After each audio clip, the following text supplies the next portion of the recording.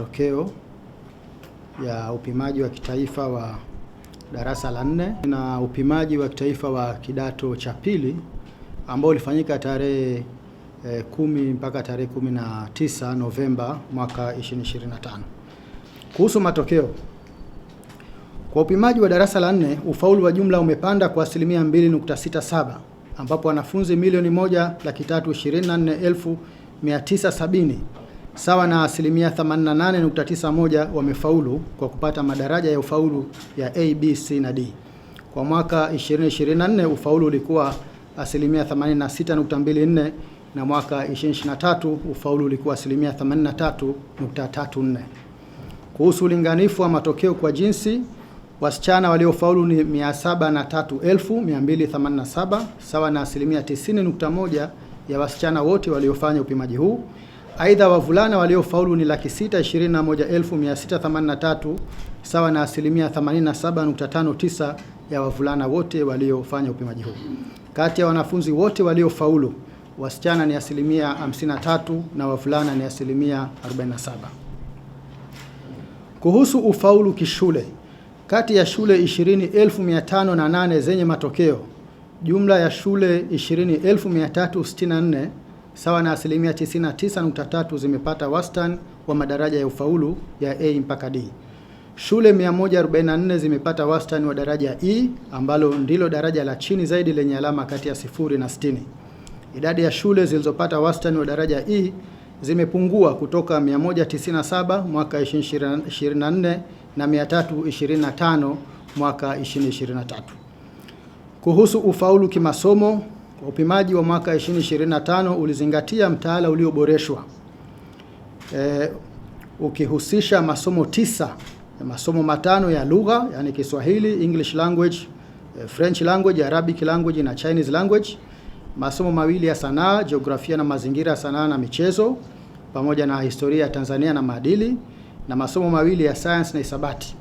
Kwa ujumla ufaulu katika masomo yote ni mzuri.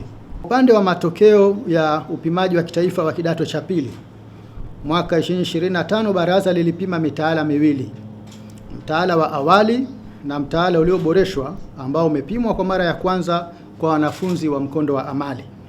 Ufaulu wa jumla kwa watahiniwa wa shule ni asilimia 86.93 sawa na wanafunzi 705,091 ambapo kati yao wavulana ni 312,492 sawa na asilimia 88.28 ya wavulana waliofanya upimaji, na wasichana ni 392,599 sawa na asilimia 85.89 ya wasichana waliofanya upimaji huo.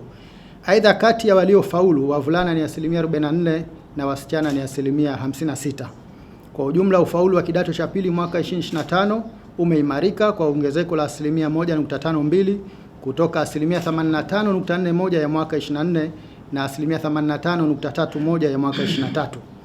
Kwa kuzingatia mitaala, wanafunzi waliosoma kwa mtaala ulioboreshwa wamefaulu 1975 sawa na asilimia 89.85 na wanafunzi waliosoma mtaala wa awali wamefaulu 703,116 sawa na asilimia 86.93. Kwa kuzingatia ubora wa ufaulu, jumla ya watahiniwa 240,469 sawa na asilimia 29.64 waipata madaraja ya la kwanza mpaka la 3. Mwaka 24 waliopata madaraja hayo walikuwa 239,707 sawa na asilimia 30.08, na mwaka 23 walikuwa 192,633 sawa na asilimia 27.73. Idadi ya wanafunzi waliopata division 1 mwaka 25 ni 78,309 sawa na asilimia 9.65. Waliopata division 1 mwaka 24 walikuwa 77,772 sawa na asilimia 9.76, na mwaka 23 walikuwa 58,180 sawa na asilimia 8.37. Kuhusu ufaulu kishule, jumla ya shule 6,198 sawa na asilimia 99.6 ya shule zote 6,223 zenye matokeo zimepata wastani wa daraja A mpaka D. Idadi ya shule zilizofaulu kwa daraja A zimeongezeka na kufikia 177 mwaka 25 kutoka 155 mwaka 24 na 96 mwaka 23. Kwa upande wa shule zilizopata daraja F ni 25 mwaka 2025 na mwaka 24 zilikuwa 27 na mwaka 23 zilikuwa 30. Ndugu waandishi wa habari, kama mnavyofahamu, mwaka 2024 baraza lilisitisha kuendesha mtihani wa maarifa maarufu kama QT ambao ulikuwa ukiwawezesha watahiniwa kujitegemea kupata sifa ya kufanya mtihani wa kidato cha 4. Sasa badala yake baraza linaendesha mtihani wa kitaifa wa kidato cha pili ambao watahiniwa kujitegemea kupitia upimaji huo wanapata sifa ya kufanya mtihani wa kidato cha 4. Kwa mwaka 2025 watahiniwa kujitegemea 9454 walisajiliwa, kati yao 7437 sawa na 78.67% walihudhuria upimaji huo. Takwimu zinaonyesha kuwa watahiniwa 5027 sawa na 67.69% ya waliofanya upimaji wamefaulu na hivyo kuwa na sifa ya kufanya mtihani wa kidato cha 4. Mwaka 2024 watahiniwa 4205 sawa na 56% walifaulu, hivyo kuna ongezeko la 12% ya ufaulu kwa watahiniwa wa kujitegemea. Katika upimaji wa mwaka 2025 wapo watahiniwa waliokiuka taratibu za mitihani. Hivyo baraza limefuta matokeo yote ya wanafunzi 41 waliofanya udanganyifu na 8 walioandika matusi kwenye karatasi zao za majibu katika upimaji wa kitaifa darasa la 4. Aidha, baraza limefuta matokeo yote ya wanafunzi 29 waliofanya udanganyifu na 11 walioandika matusi katika upimaji wa kidato cha pili. Matokeo hayo yamefutwa kwa mujibu wa kifungu cha 5 kifungu kidogo cha pili J cha sheria baraza la mitihani sura namba 107 kikisomwa pamoja na kifungu cha 30 kifungu kidogo cha pili B cha kanuni za mitihani za mwaka 2016. Kwa hiyo hatua mbalimbali baraza linaendelea kuchukua kwa kushirikiana na wadau mbalimbali kwa kutoa taarifa katika mamlaka zao ili swala hili la utoro likomeshwe, na wale wanaoandika matusi baada ya matokeo haya baraza linaandika barua katika mamlaka zao ikiwemo wakuu wa shule na bodi za shule, kwa shule za msingi, kamati za shule, na kuwahusisha wazazi katika kuchukua hatua ili kuhakikisha ili swala la matusi linakomeshwa kabisa.